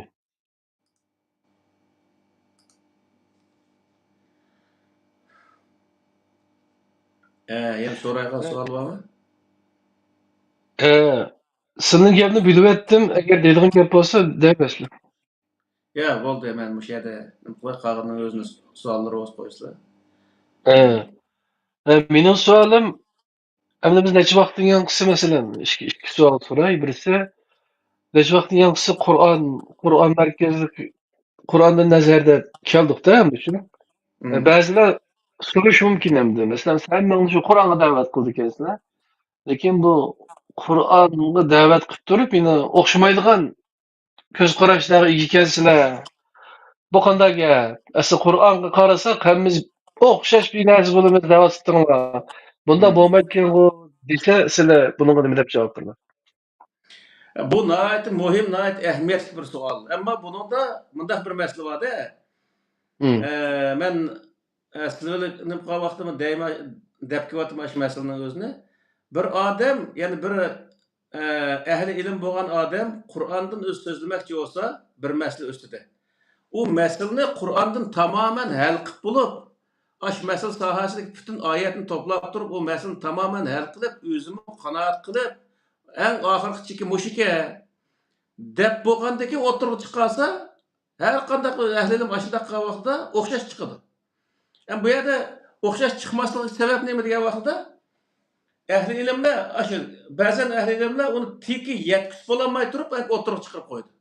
O'tirib chiqargandan keyin tanqapalda o'tirib chiqargandan keyin u narsniki yerimi boshqa shunday narsa o'tirib chiqib, undan keyin o'zi masala to'liq hal bo'lmaydi birinchi qatimda, ikkinchi qatim yana nima vaqtda Yani 70% hal qildi, undan keyin 100% bo'lgan vaqtida o masala 3 xil masala bo'lib chiqadi. Shuning uchun bu yerlik narsa nima degan vaqtida bo'libmi meniki shaxsan tutib kelgan yo'lim shu. Bir masalani men to'liq tushunmay turib, to'liq bilmay turib o'tirib qo'yishni xohlamayman. Chunki o to'liq bilmay turib uni desak, keyin yana uni qayta asli o'tgan deganim mandaqaraqga u manchilik ya mandaq xato ketib qolibdi. Endi mandaqga desam, u vaqtda u anlayotgan odamni manga va deydi. Sen bir narsani bilmay turib davergansan deydi. Unini ko'ra oldirashga hojat yo'q. Bir masalani o'tirib qo'ydigan inson u masalani Qur'oni Karimni tamoman tepib, hamma taraflardan o'z to'liq bir dalil isbotga ega bo'lib, uniki bu masala mana mushundaqga deb o'tirib qo'ysa, u vaqtda hamma mollashlar o'tirib qo'ygan vaqtda unda hech qanday o'zi o'xshamaslik bo'lmaydi. Misol biz Qur'onda namozda haqqiga kelgan namoz to'g'risida gap qilmaydigan men. Shu namoz haqida so'zlagan vaqtimizning o'zidami necha yil, yani 1-2 yil emas, 10 yil, 15 yil atrofidagi bo'lgan ishlar. Aslida necha qatim qarasak namozning vaqtining 3 ekanligidan boshqa hech qanday narsa topolmadim men masal shaxsan. O namozniki 2 rakatdan ortiq narsani topolmadim. Onun özünü desek, bu 5 namazını 3 namazı düşürüp koyalım deyip kalkışaydı. Ben düşürüp koymadım, Kur'an'da şundak geldim de. Kalırsan 100 vak, 200 vak okuval, onu al, benim hiç işim yok. Lakin onu periz deyiş hacet yok. Kur'an-ı Kerim'deki bağ nersini özgertip, onu 5 batmak koşup, onda kılış hacet yok. Şunun için bu yerdeki nersini neymi diye vakıda, bir nersini bilmey durup, ahırını çıkamay durup, onun özüne tanqapeldan o'tirib chiqarish bu nihoyat xato bir ish. Agar Qur'onni so'zlayman degan qarindoshlar bo'lsa, bizning tavsiyamiz har masalani to'liq hal qilib bo'lgandan keyin desak bo'ladi. Agar bir haftaning ichida hal bo'lmasa, 2 hafta ichida hal qilib, undan keyin bir hafta tashlab qo'yib turib, kelar hafta so'zlaymiz desa bo'laverdi. Oqisdan kelib adam nima so'zlamaysiz deb uni o'ziga hujum qilmaydi. Shu o'xshamaydigan bu qolgan yerlar nima degan vaqtida şu meseleni to'liq hal qilingan masala bilan to'liq hal qilinmagan masala o'rtasidagi narsa. Uning uchun o'z bir-biriga o'xshashmaydi. Birisi to'liq hal bo'lgan vaqtdagi holatni deydi, yana birisi degan vaqtda to'liq hal bo'lmagan holatdagi vaqtni narsani deydi. Shu bilan ikki mo'l ikki xil narsani deydigan bo'ladi.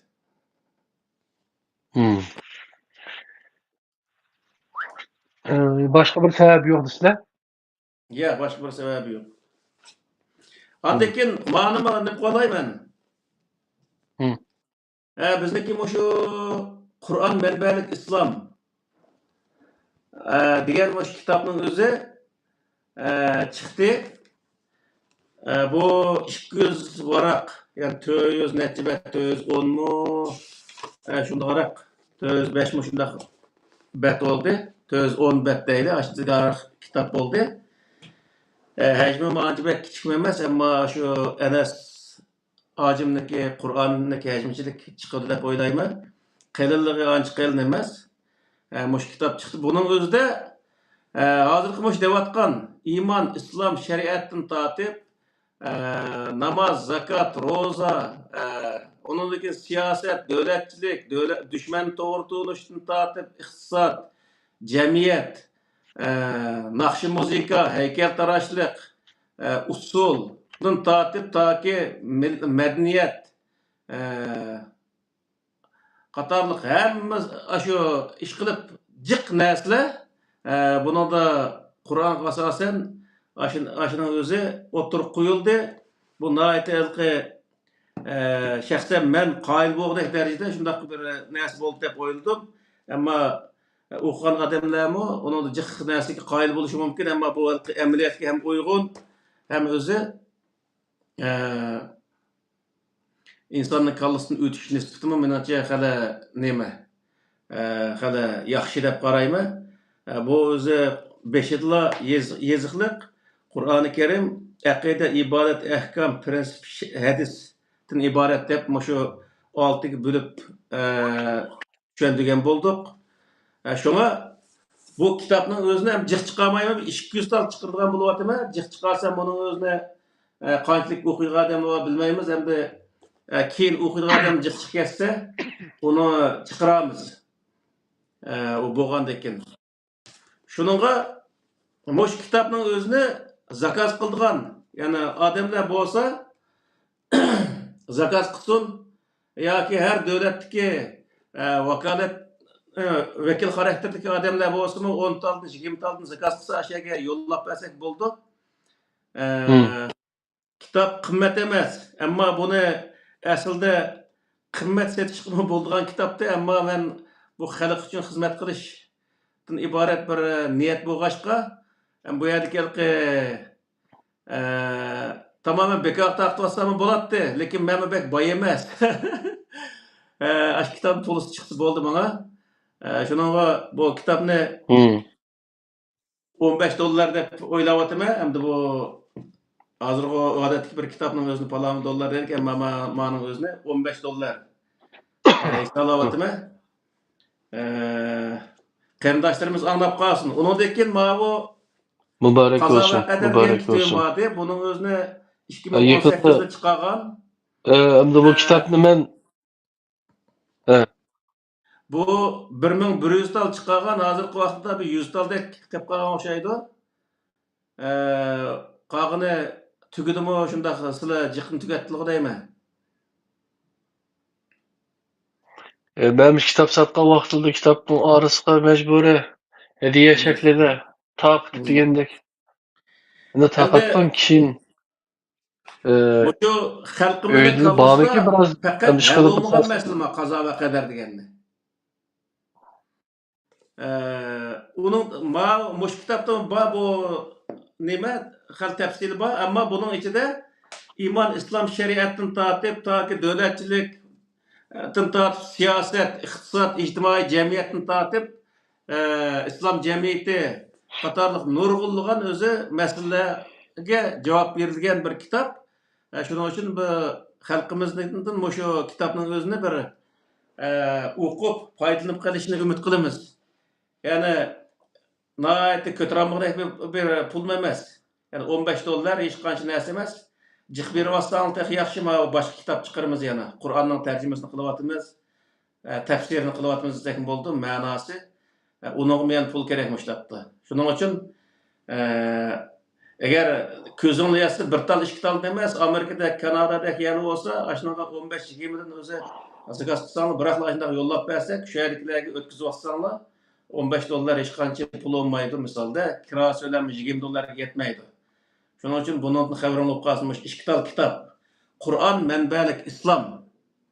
Va hozir chiqqani, burunqisi qazo va qadar degan kitob. Buni o'qisanglar, qadar o'zi qanoat qilib qolasizlar. Nima bu? Xo'sh. Ikkinchi savollari?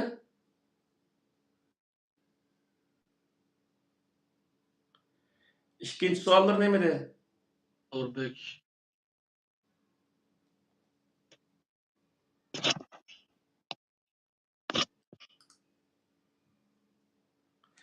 İkinci sorular ne miydi?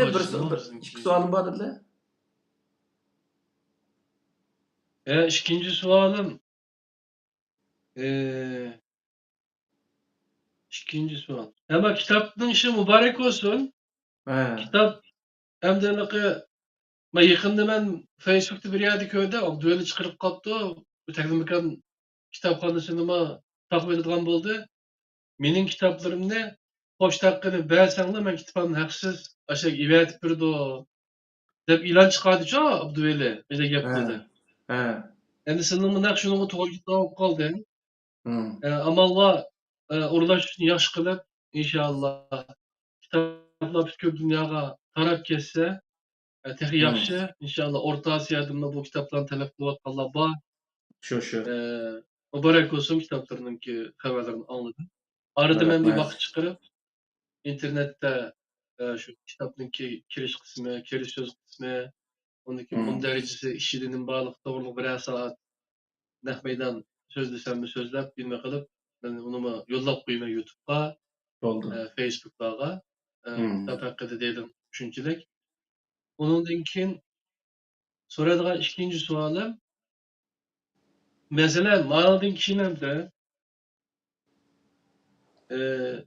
ChatGPT deymiz, sun'iy aql deymiz, har xil bir narsa taraqqiy qilib jamiyatcha, har xil bir narsa chiqishi mumkin endi. Mollamlar burun biz hamma narsa mollamdan so'raydigan bo'lgan bo'lsa, ma'nodan keyin shunday bir narsani so'raydiganga yuzlanib ketishi mumkin endi insonlarcha, kishilar. Endi bizlar so'ragan savolga bergan javobning to'g'ri xatoligini qanday ayiramiz? O'sha tushuncha. Bu nəhayət mühim bir savolken, bu to'g'ri xatoligini arash biz burun tortib biz o'zimizga nizom qilib kelgan, o'zimizga asos qilib kelgan bir prinsip bor. O prinsip nima desa, Qur'oni Karimga to'g'ri kelish kelmasligini araymiz. To'g'ri kelganning o'zi to'g'ri, to'g'ri kelmaganini xato deb araymiz. O mayda hozirgi vaqtda sun'iy aql o'zi javob bersin, u shu dunyodagi olimlarniki o'tirib qo'ygan narsalarni yig'ib to'shab, uning o'zini aşağıdan bir xulosa chiqarib javob bergan narsa o alayda bir o'zi bir narsani tafakkur qilib turib undan keyin javob bergan bir narsa emas deb qarayman men. Uning uchun bu yerda prinsip yani faqat Qur'on to'g'ri degan narsa to'g'ri demagan narsa xato. Bunda o'zi buniki tarozisi meni mushshu yani.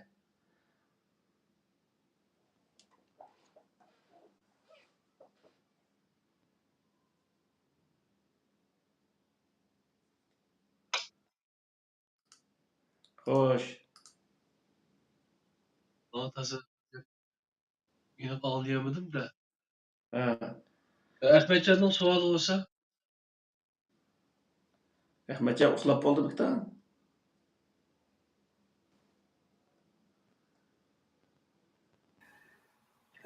Hamag'aysizlar. Bugün çıkıp onun klası çıkırda vakti bir kayda avaza kelmaydi mı? Tamam Cemal. Ovoz yaxshi lekin.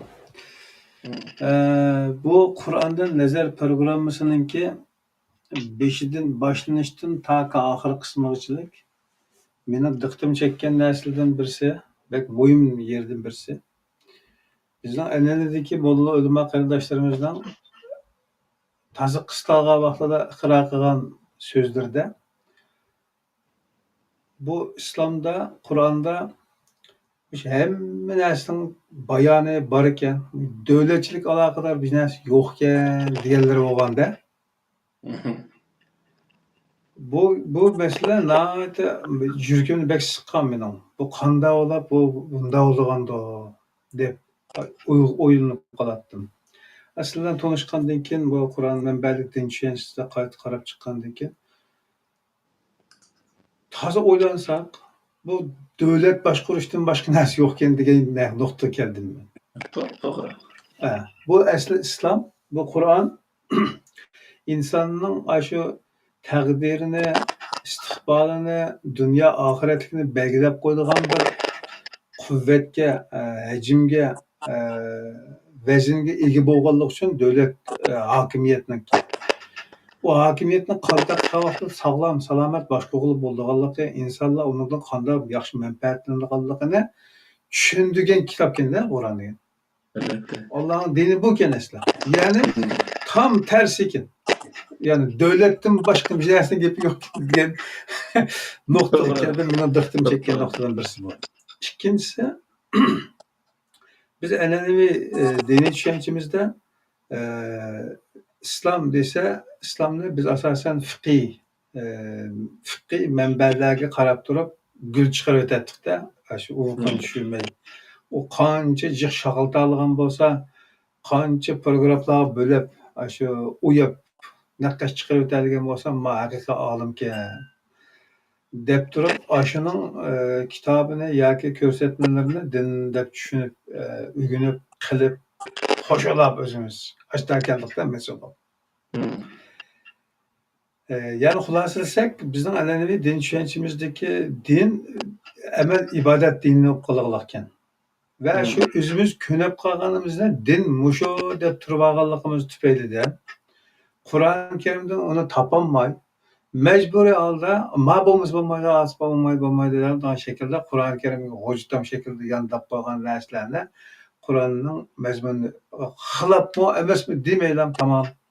Çünkü üleglerinin, meşhurlarının heybeti bilen falançı pistançının tanıştırış bilen kelgen pilek Xudu bir qarğının tutquzub qo'ygan og'amchiga o'xshaydi ekanda. Öyle Peygamber Aleyhisselam'da 2 yıldan falan sahabe anadaki pistançıdan aşındak bir kavunun yoki bir qo'g'in tavuzdan piligini tutdun mu buna? Aylanıp kelsen buna. Bir yerde üzük görmeyse bununla.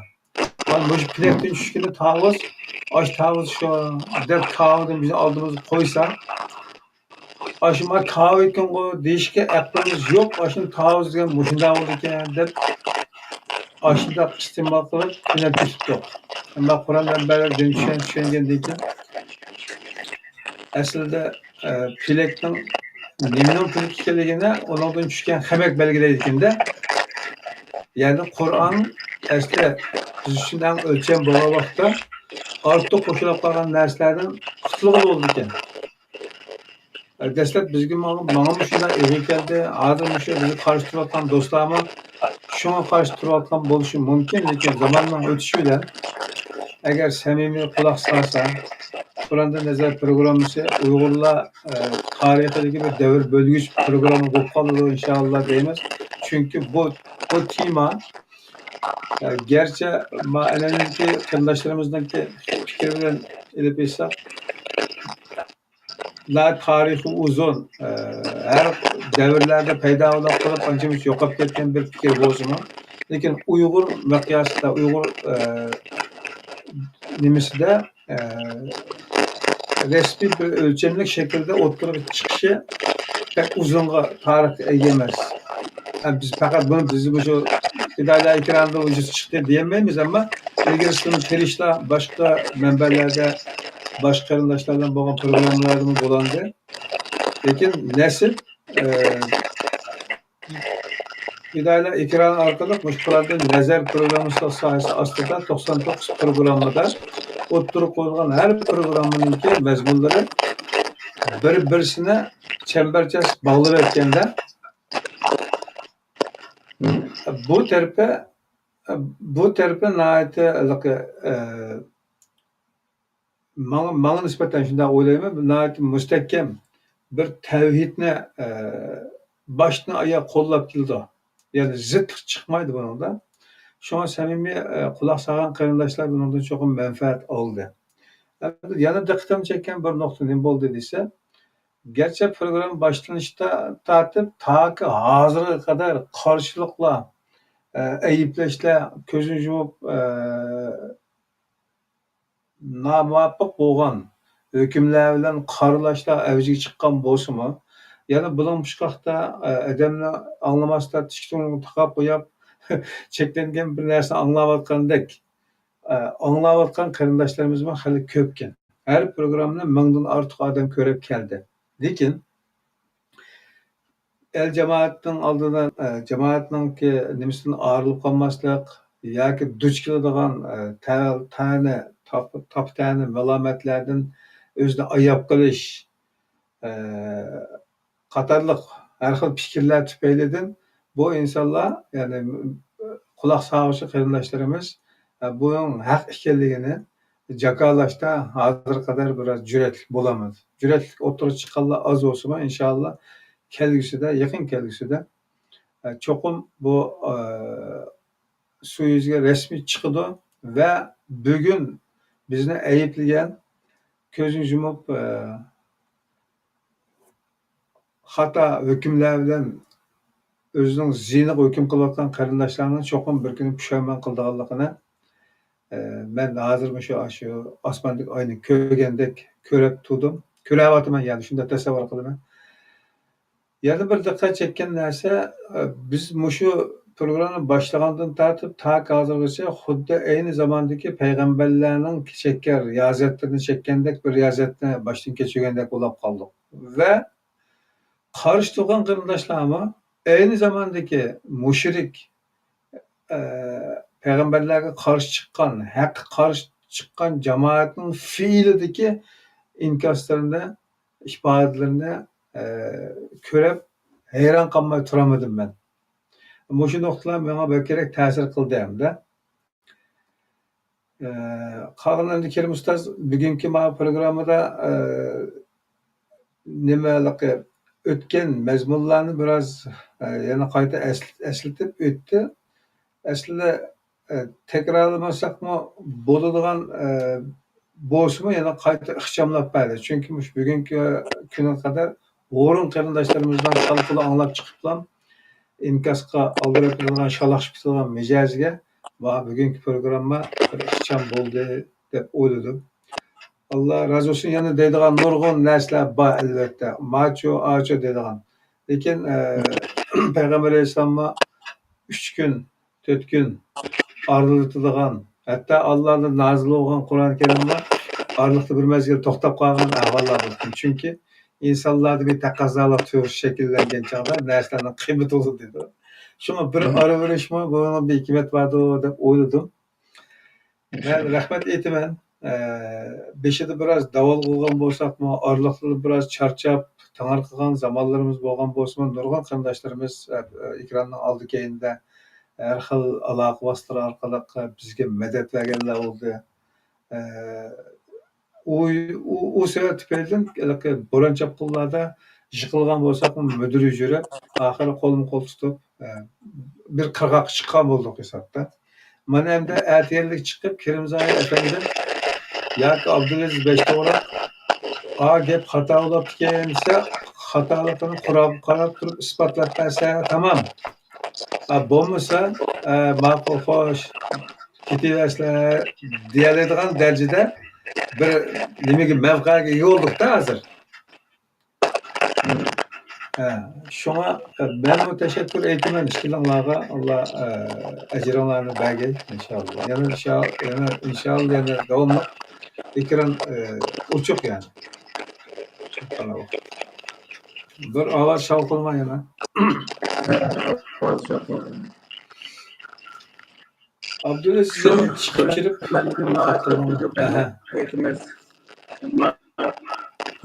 buluşlarımız söylemez, milletimiz ne için bu ülke kaldı, bizdeki fikirler oturup çıkışımızdan sebepler oluşuyor. Milletimiz cehalettir.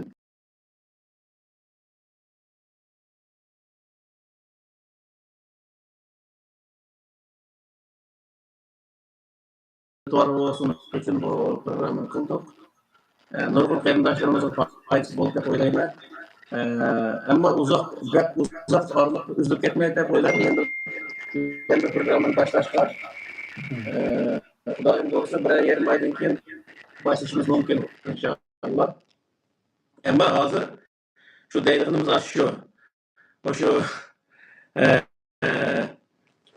bir yarim oy ichida endi bu o'qituvchi 3 kun bo'ldi. Buni o'zidan shuni o'qish uchun 15-20 kun vaqt chiqarsa yaxshi o'qiy oladi. Xudoyim bo'lsa millatga foydasi bo'lishini umid qilib, buning ichida tarixdan buyon biz davlat qurish sohasida islom, Qur'on o'tirib qo'ygan bir davlatchilikni o'tirib qo'ymagan undaq narsani ko'rmadim men. Ammo shu sohada izlanib, Qur'onda davlat qurgan vaqt qanday davlat quramiz, siyosatni qanday yapmamız, jamiyatni qanday yapmamız misol degan sohada meniki 30-35 yil atrofida vaqtim ketdi bu ishga. Nima uchun degan vaqtda mana shu Abdulazizniki Fitrat TV'ga so'zlagan vaqtimning o'zi degan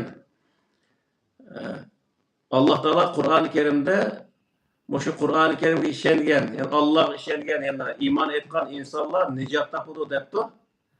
Lekin bizning millatimiz nima uchun nijot topolmadi degan ashnasi turtki bo'lib mana bu yoki Qur'oni Karimda bir xatolik bo'lishi mumkin yoki bizda xatolik bo'lishi mumkin deb shunday izlangandan keyin eng oxirgi hisobda xatolikniki o'zimizda ekanligini, Qur'oni Karimni, islomni tushunmay turib, uningga o'zi islomda boshqa narsaga amal qilib kelganligimizni his qilgandan keyin haqiqiy islom degan qanday bo'ldi? Haqiqiy islomga biz o'zi agar kirgan bo'lsak, uni amal qilgan bo'lsak, bizni zot qutquzalım, qutquzamam degan yakkaga vaqtda buniki haqiqatan bu haqiqiy islom qaytgan bo'lsak, uni amal qilgan bo'lsak, o'zimizni va xalqimizni qutqiza oladiganlikqa ishonchimiz to'liq bo'lganligi uchun buni o'zini o'tirda so'zlashga to'g'ri keldi. Yani onun nurgun işler sebep oldu. Misal şu Suriye'ye ketken, Afganistan'da ölüp ketken, Afganistan 40 mingdek Uygur ölüp kettiğen gap var. Suriye'de 20 mingden artık Uygurlar ölüp kettiğen gap var. Şunçalar qarindoshlarimizniki Hunger Free'nin qadarsiz holatda ölüp ketganligi için durup bizni. Ondan keyin o'zi shu zodi Qur'on bundaq ishlarga qanday javob berdi? Millat qanday qilganda o'zini qutqiza oladi? Qutqizish yo'llari zodi qanday? Siyasetni qanday qilish kerak, davlatni qanday qurish kerak, qonun qanday bo'ladi, hamma sohani u izlangandan keyin uning ichidan u Qur'on ichida bu narsalarimiz bor ekan endi. Shuni olib bu xalqimizga buni tunishtirish orqali o'sha islomga biz amal qilamiz, hammamiz musulmon, ammo haqiqiy islomni biz qabul qilgan vaqtda hech qachon insonlarni, ya'ni dunyodagi insonlarni qolmaydigan bir yo'lga yetaklaydiganligi, bizni qutulgan yo'lga yetaklaydiganligi, millat sifatida bir millat bo'lib, tarixdan buyon zaten davlat qurgan, imperiya qurgan shunday bir ulug' millat bu. Bu millat texmi shunday bir o'zi go'zal davlatlarni o'zini qura oladiganligi, u davlat qurishga islom aslo to'sqinlik bo'lmaydiganligi, aksincha ashnaqa turtki bo'lganligini his qilganligimiz uchun biz bu programmani o'tirib qo'ydik, uni boshladik va bugun xudoyim bo'lsa oxir deb o'ylayapmiz mush programmaniki.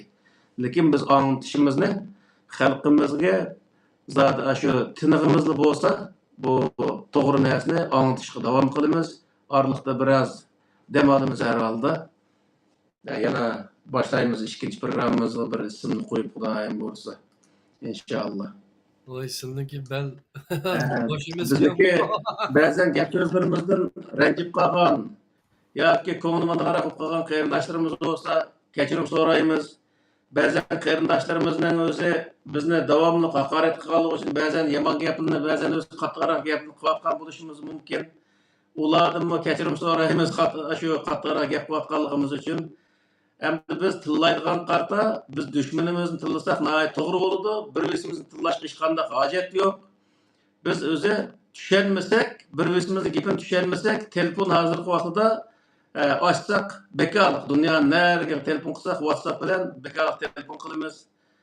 Yakınmayı bir programı çakarsak aşağıya özde münazirleşsek mi buludu? Çırayla gaplar bilen işimizni hal kılış tamamen mümkünçilik var.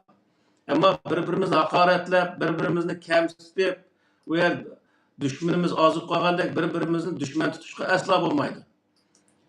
Biz davamlı deydiğimiz nima degan vaqtda milliy birlikni asli keltirish, milliy ruhni tirildirish ve milliy mafkurimizni yetildirish. Mana shu narsani asos qildik. Ya'ni o'zi milliy ruh bo'lmay turib, milliy mafkurniki o'tirib chiqishi asla mumkin emas. Uyg'ur xalqi milliy ruhga ega bo'lish kerak. Her ishni o'ziniki milliy mafkurisi bo'yicha, milliy tafakkuri bo'yicha tafakkur qila oladigan, o'z manfaatining o'zini asos qila oladigan bir holat shakllanishi kerak. Bunda qilmay turib o'zi arab ideologiyasi bilan o vatanni qutqizish asla mumkin bo'lmaydi. Shuning uchun xalqimizniki biz Alloh taolo Qur'oni Karimda her millatni shunday millat qilib yaratganligi, shu qatorda bizni Alloh taolo Uyg'ur millat qilib yaratganligi uchun Alloh taoloning bu ulug' omonatni saqlashimiz lozim, davomlashtirishimiz lozim, Uyg'urligimizni faxrlanishimiz lozim. Chunki bu tarixda o'zi qudratlik davlatlarni qurgan, madaniyat yaratgan bir millat. Onun biz varis bo'lishimiz ve ular qurgan davlatni asliga keltirishimiz bu bizniki vazifamiz. Buningga biz qanday qilamiz degan vaqtda milliy birlik keltirishimiz lozim. Asla o milliy birligimizga e'tiqod to'salg'i bo'lmasligi lozim. Yani birisi andarak e'tiqodda, birisi e'tiqodda bo'lib qolsa, onun e'tiqodi menga o'xshamaydi deb e'tiqodiy jihatdan e'tiqodni bahona qilib bir-birimizni dushman tutishga asla bo'lmaydi. Islomda nima degan vaqtda islom yo'l qo'ygan narsa lakum dinukum valiy. Hamma odamning e'tiqodi o'ziga. Chunki e'tiqod Alloh va insonni o'tirish ishi bo'lg'achqa, uni o'zi bir-birimizni orasiga kirdirib olish butunlay xato. biz adaletni barpo qilishimiz uchun zulm qarshi turishimiz lozim. Hozir bizga bo'layotgan zulm nihoyat og'ir. Bu zulmni yengish uchun bizga birlik kerak, milliy ruh kerak. Shuning uchun qarindoshlarimizga bizni o'tib ketgan yerni afv qilishini so'raymiz. Tushunmagan yo'q qolsa yig'ib yezib qo'ysin, bizniki o'sha nimalarimiz pat qarab turamiz. Keyingi darsni boshlagan vaqtida nurg'un narsalarga biz javob berishimiz mumkin inshaalloh. Meniki gapim o'sha tugadi. Hammanglar bilan kelar qatim ko'rishkichilik, hammang omon bo'linglar, Allohga topshirdik ish qilib. Allah razı olsun. Senin gap degan bo'lsa, mikrofonni qo'yishga deb yon qarshi tekst kelyapti-da. Nihoyat yaxshi gap qildi, Allah razı olsun. Nima shu milliy birlik, milliy mafkura dedilarmi? Shu milliy ongni bildirishimiz kerak dedik. Bununla Kur'an Kerim hergizme to'saqi bo'lmaydiganligi. O milliy birlikni hatta bununla osonlashtirgan bir yo'lni sizlar bu programda o'tirib qo'ydilarmi-ku? Bular oxirgi 15 darsni ta'tirga yondirib ko'rsa, iymon, islom, musulmon, mo'min degan shu 4 narsani ayıra olgan inson o jihatda hamda-ku kallasida aniq bir ma'lumot ega bo'lgan bo'ladi. Bugun bir sizlar ko'rishyaptilar. O meni qaytadan shuni tushundim deyaptilarmi-ku? Bu birdan aniq nuqtadigan ish emas. Shunga qarindoshlarimiz o'zining vaqt chiqarib, zodi o'sha odam nima deyapti deb shuni ayirish uchun tirishishni umid qilamiz. Shuni ayirgan vaqtimizda onundan keyin putimizga nima qilingan kishanlardan qutula olamiz. Burnumuzga o'tkazilgan chuliklardan qutula olamiz hamda-ku. Biz qanchalar qudrat bo'lib ketsakmi, oxiri bizni shu e'tiqodga yulab turib, bizning ishongan narsamizga yulab turib, bizni har xil yo'llarga olib ketayotgan dedilar bayatda mesela 20 ming odam ayerda, 20 ming tog'da, 20 ming bog' o'ylabdi masalan shu. Deganga o'xshashcha. Endi bundan keyin 100 minglab o'lishimiz mumkin endi-ku. Ama bu ölüş için, bu kurbanlık için Allah'a yaraydıgan, bizim Uygur milletine faydalı bulunduğun bir kurbanlık olsa, vay Xudayım milyon ölüp etsek kim meylemiş.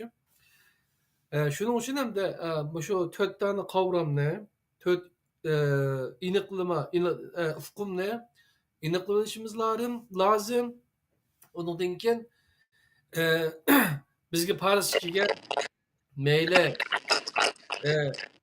meyle namaz olsun, meyle peygamber diyen kelimeler olsun, bunun Kur'an'daki eslige verip, Kur'an'daki ayetteki eslige verip, bu peygamber emez, Nebi ve Resul de izliganlık yani. Resul elçi, Nebi şu peygamberlik ünvan emdici. Adatlanıp kaldık, yine azından çıkıp atıldı. Ama Allah, bu şu ayetlerinin içinde kandak nemi dep kepti, Nebi dep kepti mi, Resul dep kepti mi? Ama şuna kadar dikkat kılışını ümit kılımız. Yani vaktini çıkarıp Kur'an'a yüzlenip, Kur'an'da bolsa kişi varsa ChatGPT demdi, ya ki başka bir mollam demdi, ya Mustafa İslamoğlu demdi, Ahmetcan Pidai demdi, Kirem Zahir demdi. Kim disi meyle? Eyle, ma Kur'an'da bağlamazsın diyen gibi benim bağlamı doğru gidem de kememdi. Dep, şunu alalaydıgan doğru kelse. Doğru kelmese red kılalaydıgan aşkın nesigi igi olsak inşallah bizne hiç skandal bir nese burnumuzun çürük ötküzep yüz üçün kurbanlık kılanmaydı. Şunu demek istiyorum. Ahmetcan sana gipinler. Benim ben kaynısam cık kaynap gitmem çünkü şu millet namalıkı şu müstemlekeden kurtuluş için izlenip kımmagallarımız kalmadı da alaka. Şuna şu ne putlasa şunu öğrü kopap manap ahırda şu din meselesi mi bizge putumuzga kişen bulup bizning energiyamizni xo'rtadigan bir teshik bo'lib ko'ringandan keyin bu masaladami oxiri bir yechimga erishgan bo'ldik. Boshqa gapimiz yo'q. Agar dunyo va oxiratda baxt izlayman deydigan qarindoshlar bo'lsa, Qur'oni Karimda, Qur'on manbalik dinda bizga tavsiya qilingani ikkili dunyodagi g'albini qo'lga keltirishgan. Mag'lub bo'lish biz uchun yetarli gunoh ekan. Şoň mag'lub bolmasligimiz uchun qaytadan Qur'onni har xil aqida, mazhablarning tushunchasidagi tafsiri bilan emas, yalang'och holatida bevosita qayta o'rganib, tushunmagan yerini bizning programmadagi aloqador mazmunlardan yechimini izlanish orqali tushunmagan yerlari bo'lsa, yana agar bizga savollar bo'lsa yetkazsa, inshaalloh birlikda muzokara qilib bu yo'lda tanlamaymiz inshaalloh. Bu beshida boshlashdan tortib dedik, bu yo'l itilib ketgan, hamma taraf qamal qilinib ketib, fitil to'slab ketgan, bir cho'lning o'rtasidan shu bu qishloqqa mangib chiqqandek, dengizdan o'zi sohilga uzib kelgandek bo'ldik shu programma jarayonida. Sizlar ikkovinglar mendan ko'na bu yo'lda, ammo menga nisbatan shunda beshimdan shunda o'tdi bu.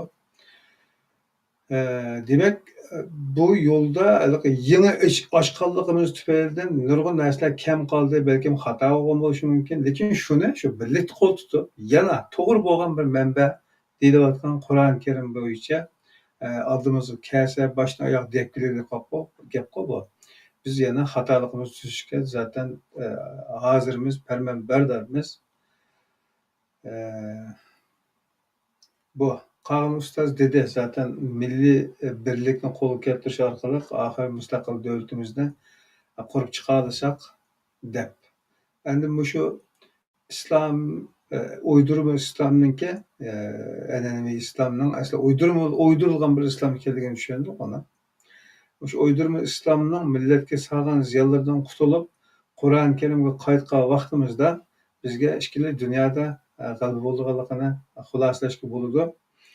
Bugungi mushu bet ichildi, hamda kelgusidagi avlodlar agar mushu nurning soyasida Qur'on manbali din tushunchasi bilan qaytadan hayotga ta'bir izohat berib, yo'lini, nishonini, planlarini tuzib chiqsa, yaqin kelgusida inshaalloh bizning orzu armonlarimiz reallik aylanadi deb ishonaman. Allah razı olsun. Cümlemizden inşallah. Tamam. Hem şöyle Kur'an'da Nezer programısı da ahirki 99. kısım bilen yügen endi boldak bu nimene bir kitap bit yügen boldu bu musafe.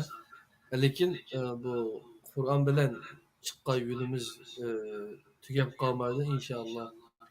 Allah bizge verdi kılgan günler girişemiz. Biz sözümü getirip kolla eğer bolsa kıstırıp koygan gep bolsa divasla.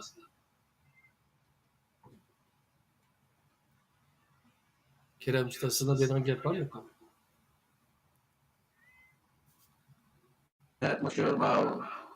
İnternet boş aşağı. Sizin telefon biraz nemtat kılaka okşaydı. Sana Allah yana qayt görüşümüz son.